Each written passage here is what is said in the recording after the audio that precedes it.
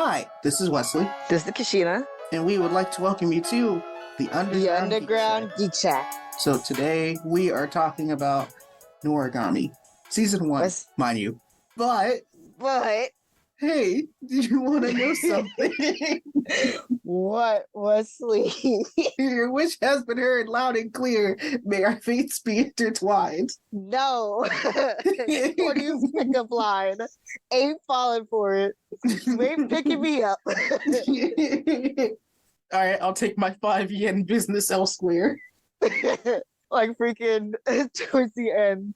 You know what? If you can't remember me, just let me get in bed with you. So we're going to talk about Noragami. Let's elaborate on this. So when it comes to Noragami, for those of you who don't know, Noragami came out, I would say, let me double check my date here, about 2014. You know, so in relative to today, wow, that's been like 9 years. Really? I don't like that. Makes me feel so old. I mean, we are old. What are you talking about? Hush, don't remind me. Oh my god, no, don't remind me. I'm so sad now. So Noragami, it was one of those anime that was just kind of like, it didn't really go under the radar, but it got like kind of like meh reception. You know, it wasn't bad. It wasn't all that bad, but it wasn't like the most exceptional thing. I need to see. I mean, I liked it. I mean, I liked it too. It was a really good thing, but it wasn't one of those things that a lot of people like, spoke about a lot. If you get what I mean. No, I got you. Around this time, Hunter x Hunter, Naruto Shippuden, One Piece, Kill la Kill, Nisekoi, Golden Times, Kuroko no Basket, second season, Magi. Oh, Magi was a good one. Yo, Chinibyo too. Now you just take me back. Space Dandy. There was this one was like under the radar because like you said, Magi was out, Space Dandy was out, Shinibyo was out. Yeah, and what's really funny was this, I think 2014, winter of 2014 was like our junior year of high school. Wow, that really does take me far, far back. Yeah. So when I think about the anime back then, yeah, a lot of people, especially you, Wesley, you were talking a lot about Naruto Shippuden. Yeah, because that was on everyone's radar. Because we were in the middle of the war. I remember that. Yeah, because that's right. Because during Naruto Shippuden, us being back in our sophomore year or junior year. It was our junior year of high school. Yeah, because we were all like, "Oh snap! Naruto's almost coming to an end," and then all of us were almost heartbroken because we were like, well, by the time we graduate, we will have graduated with Naruto. So that we were like, Naruto's going to come to an end by the time we're seniors. And then I remember you started talking to me about Magi because that was like the new hit show. Yeah. I remember a lot on the internet around then, a lot of people started to take interest in the Space Dandy. Yeah. But then I saw like Noragami and I saw the pretty colors and I was like, oh, that's a really pretty anime. But not a lot of people were talking about it. It was like one of those, all right, it's an anime, it exists, but here's Magi and Naruto and stuff like that. So there was a lot of other things that people were paying attention to around that time, which, that's how a lot of these animes kind of get swept under the radar, is you have these other big names or something else that's just kind of like, whoa, wait, what is this cool new anime? Yeah. Because let's be honest, even though Noragami is probably considered as a shonen, it's not really seen as a shonen. Yeah. Yeah, it has action and stuff like that. But I mean, you have Hunter x Hunter. A lot of people love that. Oh, yeah. You have Naruto Shippuden, Kill la Kill. A lot of people love that. A lot of people really got into Kill la Kill because of Studio Trigger. Even I got into Kill la Kill. I got into Kill la Kill, freaking, what was it? Little Witch Academia? Yeah, you saw me watching Little Witch Academia a couple of times. No, I remember. Yeah, I remember. Nisekoi was Magi. A good one too. Yeah. So there were these other anime that just happened to be a little bit more popular. But so let's start with you. What drew you into, what finally brought you, okay, I'm going to watch this? So I'm still going back to when we were in high school. So at this current point in time, I was scrolling through Hulu. Because remember, I didn't have Crunchyroll. Oh yeah, this was around the time where Crunchyroll wasn't really the big anime mascot it was. It was Netflix, Hulu, Crunchyroll had a few titles. Yeah. Funimation was still around. Funimation, I think, was just about to start streaming. Yeah. Because Funimation at that point was just a English publisher, or they had like their own dub team. Yeah. But they weren't like as big as they are now. Oh, yeah. And so, I'm just on Hulu, and I was like, all right, let me see. I was like, Yuki Yana's a Hero, already watched it. Cowboy Bebop, already watched it. And then I was like, Magi, it's all right. It's good. But at that point, I only had like the first 3 episodes, and I was like, all right, I'll wait. And then Noragami showed up, and I was like, what the heck is this? And so I clicked on it, and I was like, all right, I'm hooked. I'm good. And then it was a long roller coaster from that way on. So for me, like I said earlier before, around this time back in high school, I was really busy during high school. Mm-hmm. Unfortunately, I didn't have a lot of time for anime. There was a lot going on for me back then. So I would get my little bit of anime information from YouTube or just the internet in general. So when I came home, I would hear people talking about stuff. Mm-hmm. And unfortunately, like I said, Noragami, I saw the pretty colors and stuff like that. So that looks like a good anime that could be watched. Mm-hmm. But I didn't have the time back then, and people weren't talking about it. They were just talking about Naruto Shippuden and stuff like that. So, I just I remember the one time, I didn't mean to cut you off. I remember. Oh, no, you're good. There was one time I was walking through the halls, and it was like right after I had watched like probably like the first 4 episodes of Noragami. And I was like, all right. So I tried talking to one of my friends about it. They're like, dude, that anime doesn't exist. And I'm like, what you mean it doesn't exist? They're like, no, it was given the Yato. The Yato treatment. They said that anime doesn't exist. We talking about One Piece. We talking about Naruto. We talking about Magi. We talking about Hunter x Hunter. And I'm like, golly, how does nobody know about this? It's the Yato treatment. So I think that's a great segue into the next segment.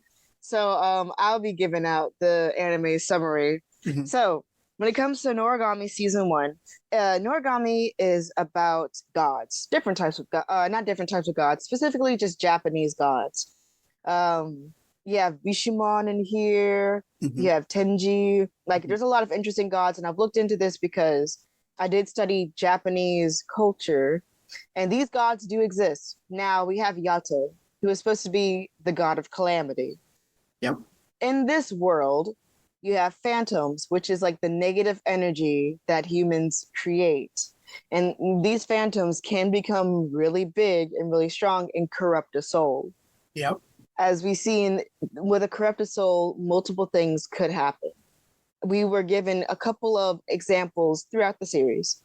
One example, and this is a trigger warning. Mm-hmm. It almost made a person commit suicide. Yeah. Now, we say that is a very sad thing, but the way that they handled it in the episode was hilarious. I loved it. But these phantoms need to be defeated, and that's where the gods come in. The gods will come in and they'll, destroy the soul or destroy the phantom so that no souls get corrupted. Yeah. That's really cool. So we have Yato, the god of calamity, who not a lot of people actually know about. Actually, he's mostly unheard of. And that's sad because he's such a cool guy. Wearing a tracksuit. He's wearing a tracksuit. And you're like, wait, this is a god? He's a normal looking guy. What do you mean he's a god? You're like, what the heck is happening here? So he's a god. And then there's this human girl that happens to see him one day when he's crossing the street looking for my lord, which is a cat. And she tries to push him out of the way. And turns out she gets hit by the car, or she gets hit by a bus. Oh yeah. Truck-kun decided to pass the torch over to Bus-sama and was like, Bus-sama, I believe in you. But this is before isekai started becoming a thing. So instead of her getting transferred to a different world, she just became half ghost. She just got knocked out of her body. Yeah, she hopped out of her body. So she kind of did get isekai. She got half isekai. Because now she's in the world of the gods. This is where they got their start from. Truck-kun said, you messed up. Truck-kun said, I put my faith in you. You didn't isekai her. Don't worry. I got it next year. Because that's when the isekai started hitting, man. Back to all seriousness. She gets hit by a bus. she becomes half ghost, and now she can start really focusing on what they call the near shore. Mm-hmm. The near shore is where the humans live, and the far shore is where your spirit goes after you die. The gods, regalias, and everything in between, the phantoms, they all kind of live in the space between. And the space between is really thin. You can easily fall into the far shore and have your spirit pass on forever. Or you can kind of like interact a couple of times with the people in the near shore. But the way that it works, and they kind of explain it a little bit differently, is it's a little bit hard to understand. But all right, think about it like this. When you're walking down the street, do you remember every face you see as you walk down the street? Or better yet, a better example, because America's not really a walking society. I mean, you can still technically think about it like this. When you go into Walmart, do you remember every face you remember when you go into Walmart? You make a good point. And no, I do not. It's almost like if you go into a restaurant, do you remember every single server? Do you remember every single cook, chef, server, host? They even make a really good example of this after they pick up Yukine, which is a spirit that wants to live on. And so the god allows them to live on as a regalia. Yeah. So when they go into the restaurant, Yato said, she was like, why did she not recognize you? And he was like, we're easily forgettable. People look at us and they might recognize us at the moment or see us as people. But as soon as we walk away, we're out of their minds. Mm-hmm. And he said, let's do an example for me. How many servers are there without looking? Without looking? Yeah. From when you walk in here, how many servers do you remember being? And he was like, do this without, looking. And she says, I think I remember 2. And then when she looked, she's like, oh, there's actually like 5 servers. Yeah. So it's that kind of thing, which I find it really interesting and how it's explained. I like that. That's a really good explanation as to how these gods can walk amongst men, but people just like don't remember them. Mm-hmm. That explains something else that happens during the suicide scene. Did you want to talk about it? Oh, well, okay, yeah. So let's talk more about the actual thing. So spoilers ahead, of course. Yeah. So season 1 really concentrates on the friendship and relationship between, I'm going to say this is the main base of it, because the ending was a little bit rushed. They try to add an antagonist that really didn't take part into the last 3 episodes. Yeah. That's my one con of this series, but we'll talk more about that here in a second. So we're going to focus on Yato, god of calamity, Yuki or Yukine, which is the regalia that Yato takes up. He turns into a sword. Hiroyi, who is the human who is mortal, but because of that bus accident, her soul slips out and she's able to walk amongst the land of the gods kind of and interact with them. Her physical body just asleep. Yeah, her physical body just falls asleep. And it's just so funny how many in places. The first time we see it happen and we see it like, done outside of the bus accident is when they're running away from the frog spirit. And he's like, you left your body over here. She's like, wait, what the heck? And it's just hanging over a fence. It looks like, a piece of drying clothes. Like, what is happening here? So this anime, I can see why it kind of went under people's radars because there is action, but it's very repeatable action. A way for me to say this is, it reminds me of a magical girl anime where every time, you laugh. You think it's funny, and I understand. It's just funny to hear you say that it reminds you of a magical girl anime. Because Wesley, every time Yato does his special attack, there's that entire sequence that he does. And I'm like, they use this in almost every episode. Yeah, it's like, it's interesting the fact that they use it, but it's like, you don't have any of your flashier moves. You just, I get that, you have to lay waste to the freaking phantoms and everything. But I mean, like, you're laying waste to the land of the rising sun. Desecrated. Yeah. I was like, oh my God. It's like, I like it. I understand. And it's the line that he says, and it's what he imbues into his weapons when he goes to send the phantoms on. But still, it's like, oh my God, this is like a magical girl transformation, but the magical transformation happens before the fight. You fight the phantoms like regular. You fight it like a regular swordsman, but then you go to do the magical girl transformation, and that's how I know. I'm like, all right, fight's over. All right, fight's over. I'm not saying this as like a bad thing. I just find it really interesting. I'm just kind of like, all right, cool. It's an interesting little quirk, but it does make me think of a magical girl anime. Yeah, I get it though. Or another thing about this anime that I find like really cheeky. This anime incorporates panty shots at the wrong time. I thought you were just gonna talk about the comedic moments, but nah, go ahead. No. We can talk about the comedic moments. You know what? We'll talk about the comedic moments before we talk about the panty shots, okay? Panty, bra shots, you name it. But we'll get to that here shortly. So comedic moments. This anime is really, really funny. For it to be a shonen and for it to be kind of like how serious as it's supposed to be, there are a lot of funny moments. And I really like that. This anime was like a little bit of a refresher because me and you lately has been kind of watching a lot more like heavier stuff. Right. So we just got off the heels of My Hero Academia season 4, and I know it's such a weird thing to bring up, especially for an anime that came out in 2014. But yeah.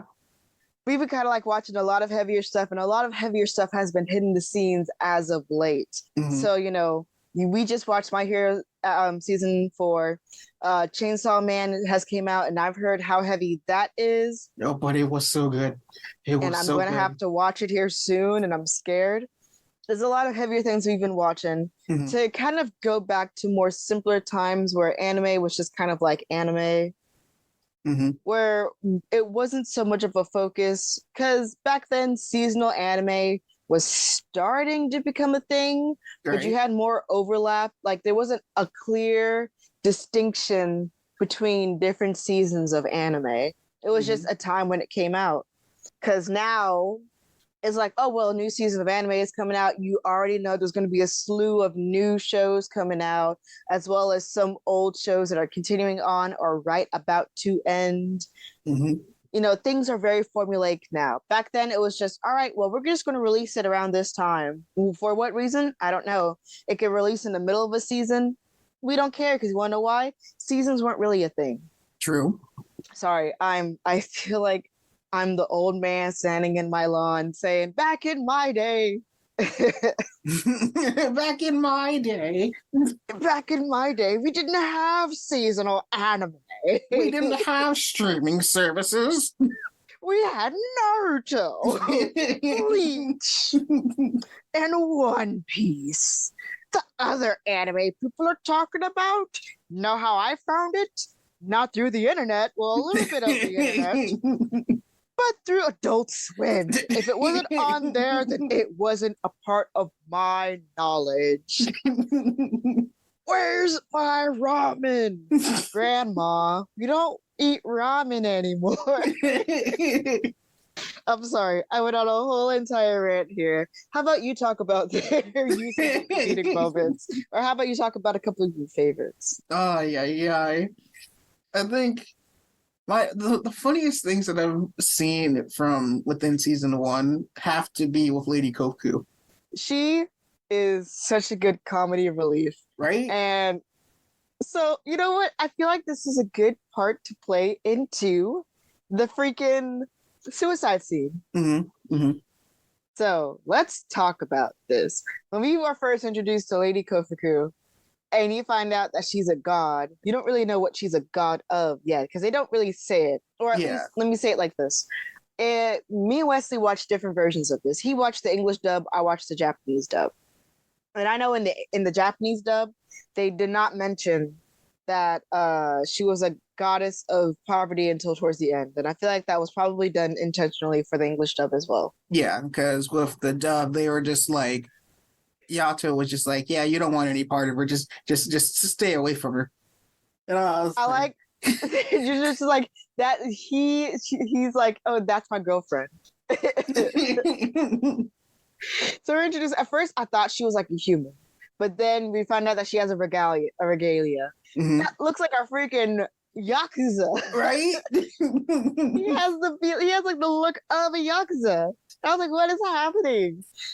But then they said this one really strange line about her freaking regalia. And that was, she was like, oh, he may look scary, but he just likes looking at young children until they disappear. And I was like, whoa. When he has like this smile. When she said that, he was like, when you say it like that, you make me sound scary. I was like, have you not seen yourself? Have you not seen your face? But yeah, so Lady Kofuku, how does this play into the poverty scene? So when humans interact with gods, different things can happen.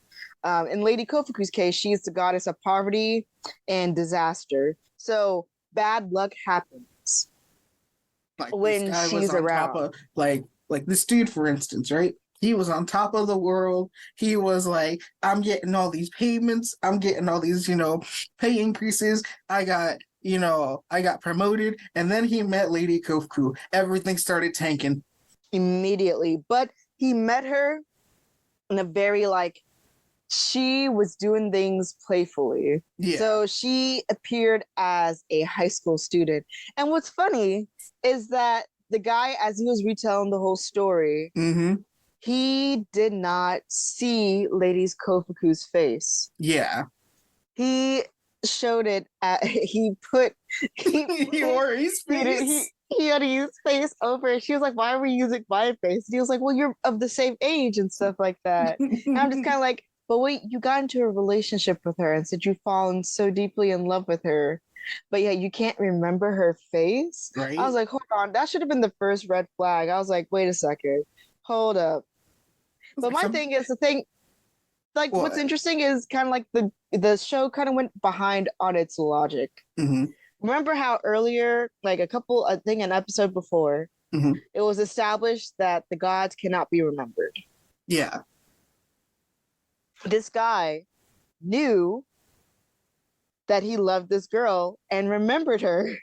Yeah, but the thing is that I think, because when it was said that gods can't be remembered, yeah, the guy knew that he loved a girl. He didn't know who she was, so that's probably what it meant by gods, aren't remembered. Like, you can remember the person, you just can't remember the name.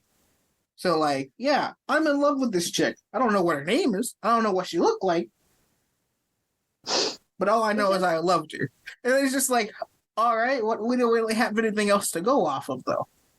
And it's funny, as he's telling the story and how he's saying, every time they go on a date together, disasters will strike and stuff like that. And that's when you see Yato, hold on, do you have a picture of her? And it's just Lady Kofuku. And he's like, I love her to death. And then he's like, no, dude, she's bad news. Plus, she's already with a man. She goes to Regalia.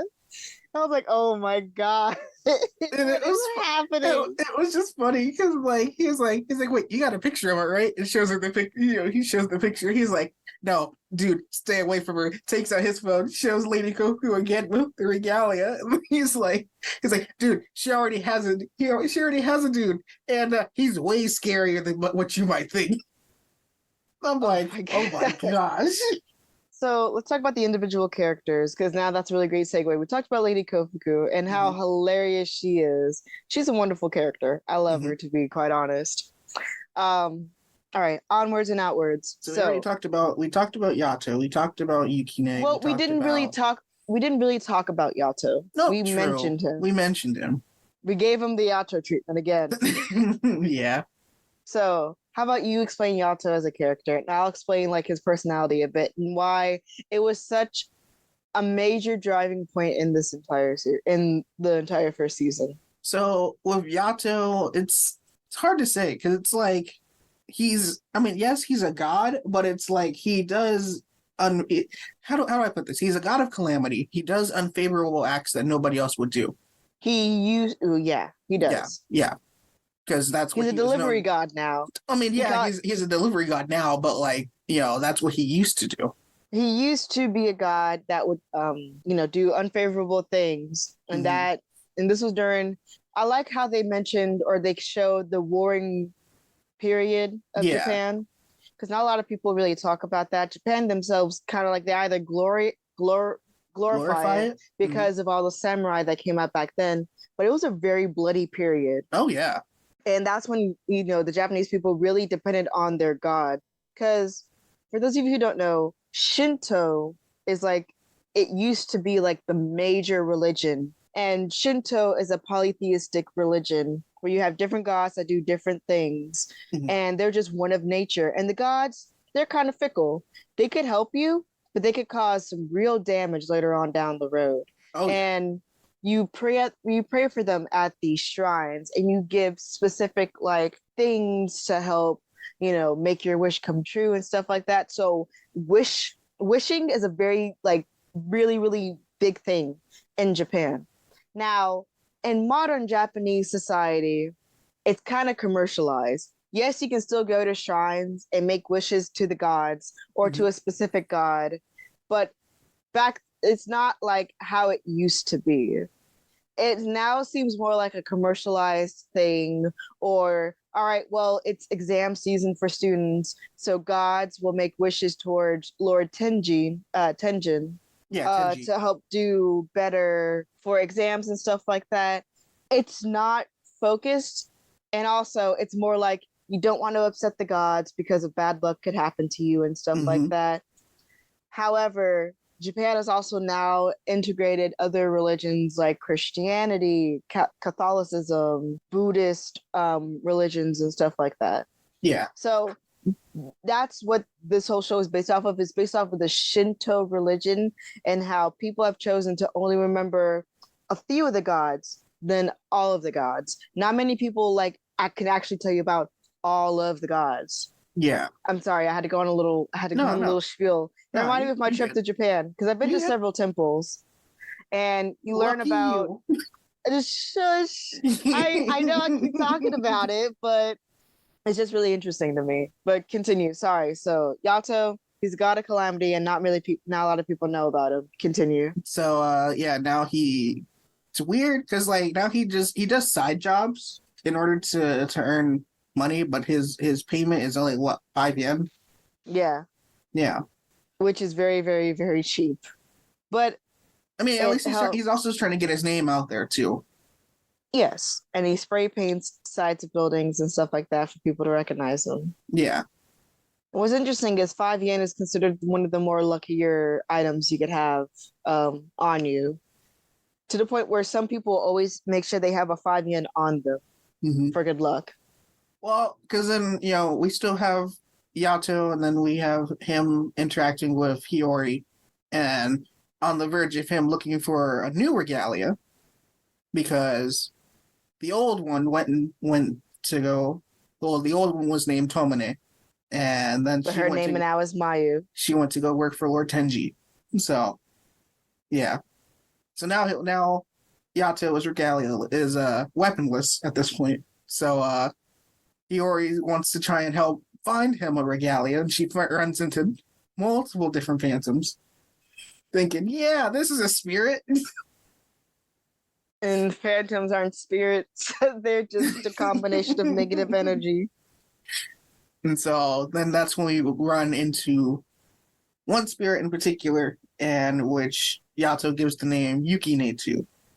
So that's how we get Yuki. So let me elaborate more a little bit on Yato's personality before we go on to Yuki and Hiyori. Or, we'll go on to Hiyori next. But with Yato, as we've seen, he's an interesting guy personally. So when he gets serious, he wants to get serious, but most of the time he tries to play off this really playful facade and stuff like that.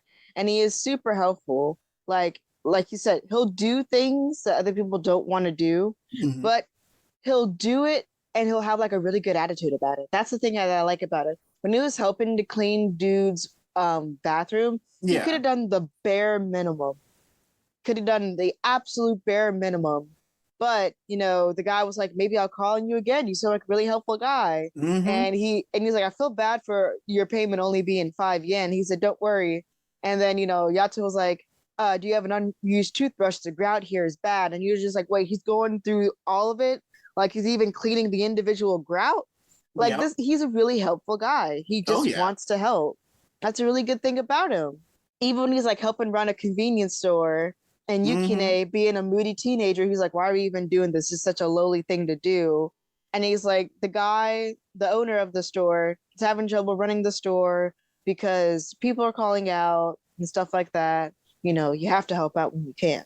Like, it's so to know. And then you find out that he's a god of calamity. He used to do really bad things. Like, he would kill people because people wished for it. The fact that he is turning himself around. Like, he's like, all right, the past is the past. I can't do anything to change about the past. That's the old me. The new me is completely different. And you can tell by how he's helping everyone out. I just think that's so super cool. Oh yeah. And also the fact of how he's actually trying to take care of Yuki now. So like, now he actually has a responsibility to take care of someone other than himself. Yes. And you see that for how earnestly he was trying to take care of when he was like introducing himself to Yuki after the first fight with the frog. Well, not with the frog. It was with I can't remember the exact phantom. I think it was like a crab or something like that. Yeah. And when he forged Yuki, when he gave Yuki his name, and Yuki doesn't remember his past whatsoever, but because Yato is his master and he saw Yuki's full history. He deeply cares about him to the point where he was allowing himself to be hurt because Yuki wanted to rebel. Yeah. And you know what? We are going to talk about Yuki next. So introduce Yuki to us. Yuki, as you said before, is a rebel. He's a moody teenager. And I mean, he, like, in all honesty, he's a good kid. Just misguided, but still a good kid. Yes. And, I mean, I was about to say, we've all stolen things here and there, but no, I ain't going to say that. Nope. Yeah, definitely not. But he very much is a child. And yes, he is a child. He's a teenager. Yeah. He acts like it. And as Yato has once said, he's at that difficult age. Yeah. Because, Yuki wants to do what he wants. Yeah. Like how all of us, when we were, I mean, because you and me were teenagers at one point, we wanted to rebel against our family. And, we were like, yeah, I'm going to strike out on my own. I don't need you. Then you turn around and be like, Ma, I actually need you. Dad, I actually need you. Help, please. Like, he wants, and... But then, like, we actually see the deeper dark side of Regalia's. Because... as we've soon found out, the way a spirit is able to live on, kind of like how Yuki did, even though his physical body died, is because he's a spirit or he's a soul that wants to live on. Yeah. And that's a really hard thing to, like, really think about. And it's a little clue that was said, I think, during, like, the third episode, where Yato doesn't care about people who want to kill themselves because their souls are already corrupted. Yeah. And you're like, why would he say such a thing like that? And then you come to realize what he's saying is that regalias or spirits are the souls that want to live on, but they died too early. Yeah. They still have a lot of life in them that the gods are allowed to give them by living on as regalias. Now, they can't live on as like normal humans, but they can still kind of live on. Yeah. It's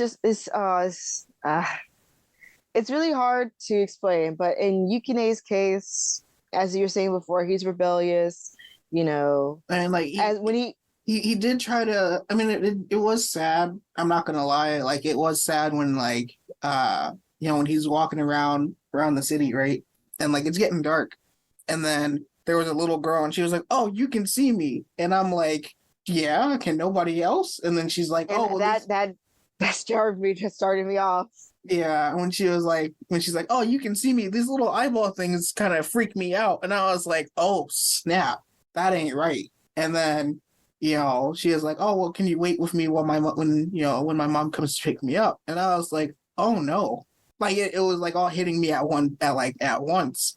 And what hurt was when Yuki was like, "Hey, your mom's not coming to pick you up," and I was like, "You didn't have to tell her that." And I said, I get you in a mood, but that's just wrong. And then, the girl runs off. Then she comes back already tainted by the freaking phantom. And then at that point, she was unsavable, and I was just like, well, that's just sad. It was really, yeah. Yeah, because then like that's when I had, when you and me had our little talk about it, and I was like, well, if she could have been saved, you'd think she would have been turned into a regalia. Well, as we've seen later on in season 2, at that point we find out that tainted spirits can be saved. Yeah, and they can be turned into regalias, but they're already broken. Yeah. But before we go into that, with Yukine's case, I want to continue on a little bit about it a little bit further, because that was the driving point of this. Is you see, when I say like the darker side of regalias, we see that they are spirits that want to live on, but we see that they are connected to their masters, so to the gods that help giving them their names. And we see that every time they fall into temptations, it stings it stings the master. But the regalias, they feel nothing, because they're the ones that are like, oh, well, they were once humans. Mm-hmm. Like, they were humans. Yeah. And we see Yukine fall into those temptations. Mm-hmm. He's like, here, I can take this skateboard, no one will ever know because they can't see me. And Hiyori is like, why would you do that? That's stealing the same is wrong. thing as stealing. Yeah. And he's like, well, I'm not stealing, I'm borrowing it. Yeah. And I was like, oh, that's a very teenage thing to say. Yeah. And then, him stealing the money, him almost feeling up Hiyori and stuff like that. All the things, him telling lies. And then the one thing that like got me mm-hmm. was when he was in the school. Yeah. Because he was once a student. He was once in school, mm-hmm. and the way he saw the students interact with each other, they're all friends. They're talking about what they're going to do after school and stuff like that. And you're like, oh no, he doesn't remember his past. He doesn't remember if he was good in school and stuff like that. But what he does remember, or what he's lacking right now, is that companionship with other students his age, or him actually being a student, and him playing out the introductory to like, all right, all rise, bow, and then sit, the way Japanese students do every time a new teacher comes into the classroom. You're like, oh no. Yeah. That just hurts even more. Oh yeah. And then like, you can feel that heartache that he has, because like, he's telling the other students, he's like, come back, and he's like, why is it that you guys have all this and I have nothing? And I was like, that hurts. Because even though he's living in the near shore, he cannot be in the near shore. And that's a weird way of saying it, because the near shore is for mortals. Yes, he lives in it right now, but he's not really a citizen of it. He cannot have what he once had. Yeah. And it turns out all regalias feel this way as well. Mm-hmm. Because they're like, yes, we're still living on in the near shore, but we're not in the near shore anymore. It's rough. Yeah. And, I feel like that's what first season should have focused solely on that, because the kind of rushed antagonists. Because, all right, let me say it like this. Mm-hmm. You know how there's been a shift in media. Let's say specifically, let's talk about Disney movies real quick. I know this is a weird jump. Okay. But have you realized in a lot of Disney movies now, mm-hmm. there isn't like a main antagonist? Good example, Encanto. Mm-hmm. No, yeah. Y'all thought the main antagonist was Bruno. Mm-hmm. Because so many bad things were spoke about Bruno. Bruno's not the main bad guy. He's someone who deeply loves his family, but he left because he felt like he could do nothing to help out with his family. Yeah. And to instead bring him down by that. And we find out that the true antagonist of the movie was the perfectionism. It was an unseen force mm-hmm. that was causing the family to go down. Yeah. Abuela's sense of perfectionism. She's like, I am the one who has to protect this city. I helped carry this, my husband died, and I was given these kids, my children were given the gifts to help these people live on. Mm-hmm. She felt like that they had to be perfect in order for things to go on, perfectly. Yeah, because she felt like they had to be perfect in every way. Yeah. So it wasn't like an actual, like, a person going against these people. It was emotions. Yeah. I really felt like this season could have been like that, where it wasn't like an actual physical force going against these characters. It could have just been like an emotional thing. We could have gone without, what I'm saying is we could have gone without an antagonist. Yeah. No, I got you. I got you. Yeah. Because, like, I mean, like, even though it still would have been emotion, it still would have just probably took the form of a phantom. But that's pretty much it. Well, I mean, that was what was it, because he did become a phantom at that point before he did his ablation. The punishment. Ablation. Yeah. But, you know, media back then, this is back in 2014. So there still had to be, in order for an anime or a show, not just anime, for a show or a movie to do good, there had to be like an antagonist. Yeah. And I think this is when the first one we get introduced to is Bishamon. Yeah, we all thought it was going to be Bishamon because she's against Yato. Yeah, it was like from the start, like from the jump, she was like, Yato God, I'm coming after you. Like, whoa, hold your horses. What the heck is going on here? But then, you know, like I said, we start seeing like this Rabu guy. And I'm like, you know, this guy's such a minor thing. He's not going to play a major part inside of this. Or, you know, he's just like some guy looking in from the outside. Yeah. And then it turns out for the last 3 episodes, we are given so much explanation dump about Rabu. That I'm just kind of like, couldn't this guy have kind of been handled better in a second season? I mean, either that or like within the first season, it would have been interesting just to see hints of him. So then it's like, because like when we actually watched this season, we only saw him in a total probably like 3, maybe 4 times. 3 times before he became the main focus. Yeah. So before the last 3 episodes. Yeah, and it's just like, because like once you actually see him, you're like, oh, who the heck are you? We aren't given enough time to really think much about him. Like, you know, we saw Nora. We saw Nora more times than we saw Rabo. Yeah, like it could have, like season 1 could have ended with us interacting with Nora and her trying to like, the ablation could have been like the second to last episode, because the last episode could have been with Nora teaming up with Rabo. Right? Yeah. Or we could have, well, I know I'm saying this and it's very like a weird thing to say. We could have been given the My Hero Academia treatment where season 1 could have been 24 episodes. And the first 12 episodes could have just been the Yukine arc. And then the last 12 episodes could have been given the Rabu arc. I mean, yeah, you're not wrong. But no, of course, you know, we don't know. Okay, so the studio that made this anime, Studio Bones, the same Studio people. Bones made Studio this. Bones is the same studio who worked on My Hero Academia. They've done Soul Eater. And they did Soul Eater. They did Mob Psycho 100. They've worked on a lot. They could have made, well, maybe because they didn't, because what's strange is, and you know, I feel like after we're done reviewing the anime, we should probably go back, because it turns out this is a manga. I didn't know this was a manga, but it has 25 volumes plus 2 specials. Oh, wait, what? I didn't know about the specials. Yeah, there's 2 specials with it. And you know what? I found out there is an OVA of the anime. Oh, cool. Very cool. Like, so I feel like the anime could have probably been done something differently. Yes, I still like the anime. I specifically like the first part of the anime. The last 3 episodes, like I've said again, were kind of rushed. I mean, I'm not gonna lie. The fight was good. I'm not gonna lie. The fight was good. It was very shonen. I wish we got a little bit more of a deep concept of Rabo, like with his backstory and everything, instead of it being all like force fed to us, you know.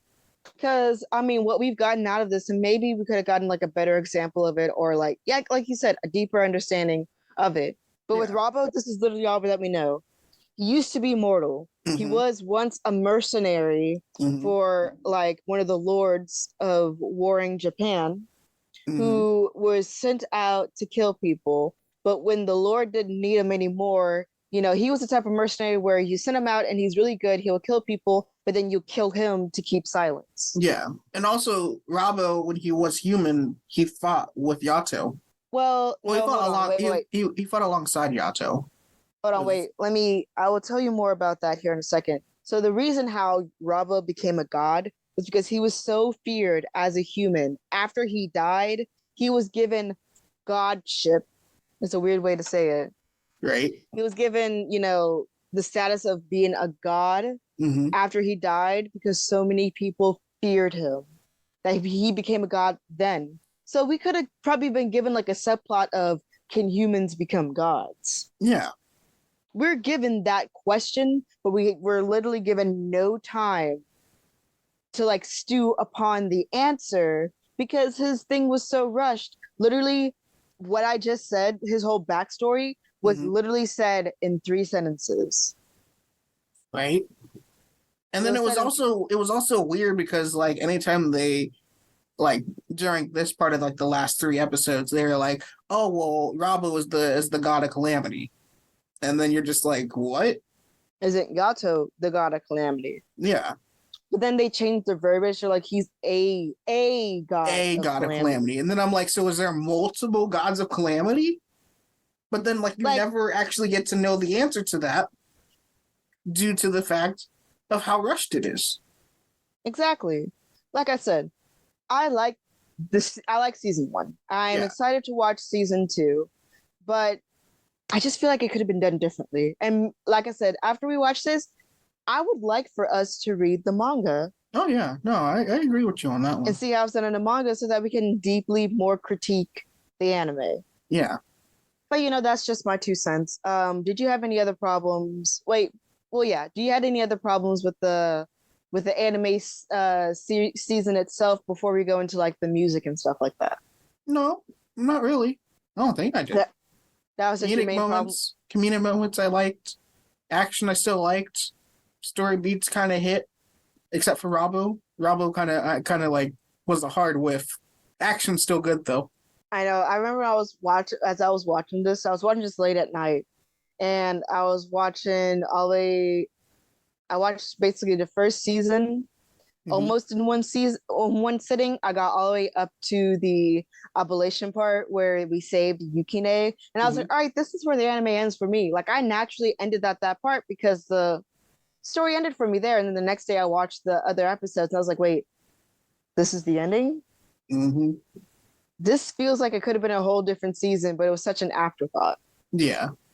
But, that's my only complaint. Music was actually pretty good. Music is, very meh. But there's this one song that plays during every fight Gato does. It's like as he's doing the you've desecrated the land of the rising sun. Like when he does that whole speech, there's a song that plays in the background that I want to find that's really, really good. Opening is kind of meh. Ending is kind of meh. Meh. Yeah. No, I got you. But that season 2 opening though. Oh yeah, season 2. That's why I honestly can't wait for season 2. Animation wise, it had its moments where it's really, really good, but then it's given, the anime treatment where not focused scenes or like, normal scenes, the animation quality kind of like drops a little bit. Yeah. That's all anime. You're given a specific budget and you're given a specific time to release an anime. It's just getting a little bit more worse nowadays. And that's because we're on a season timeline now. Yeah. But we'll have that discussion at a different point. Is there any cons you had? Panty shots. You thought I forgot about it. Why is it at the most mundane random points, Hirori is a high schooler, a second year. she's a junior in high school. Why is it when she's getting examined, we're giving a random bra shot? Okay, the camera didn't have to dip down that low or the shirt didn't have to be risen up that high. But I get it. She's being examined. Nothing wrong here. Fight with the frog phantom. Panty shot. I see your game. And then they had me because I was like, okay, maybe they only did that for the first 3 episodes to get people's attention. Nope. Towards the end of the anime, panty shot. When she loses her memory and she's on the scene, panty shot. I was like, what is this anime? You had me. And then you just put in these random panty shots. And I'm like, these are panty shots with no sustenance. They're just like, just in case you forgot. I know that's such a random thing to rant about. And I'm not one of those people where I'm just like, ooh, panty shots shouldn't be in the anime because that's such a lowbrow. No, I understand how they can be done very tastefully, and I know that they can be used for comedic moments, and I'm all for that. I don't care. I'm not one of those people that complain about women are treated badly in anime. Shut up. It's an anime. It's not real life. But here's the thing, man. If you're going to include panty shots, make it make sense. Why is it just a random penny shot? Like, why is it like a focus? It's literally in the middle of the screen when she's being dragged away by the freaking frog demon or the frog phantom. All right, that's my rant. I'm done with the penny shots. The first time they did it, I was like, this is a little sus, but I'll accept it. Then I saw that they were just doing it. I was like, what is this? See, at times I was just like the first 3 times that it happened, I just ignored it because I was just like, I'm only invested in the action that's happening right now. And then I was like, all right. And then the last 3 times that it happened, I was like, what the heck? Why? Exactly. We don't need these right now. This is a very serious moment. This could be life or death for Yato, Hirori, and Yukine. Penny shot. What? Why is that there? It's like finding an M&M in a bag of Skittles. You're just like, what is this? I'm glad I was able to make you giggle, and I'm glad that this is the way that we're ending this episode. You're right. Is the utilization of how to use panty shots. Why did we have to end it on that? Why else? What, you thought I was going to ask a question? No. We're going to end this my way. All right, guys. 1, be sure to like, comment, and subscribe. Comment if you've seen Noragami. Yeah, please let us know, because I feel like not enough people talk about this, in all honesty. Yeah. And I guess we will see you next time. So, all right. Thank you all for visiting, and we hope you enjoyed your visit at the Underground Geek Shack. Underground Geek Shack. See you guys. See you guys.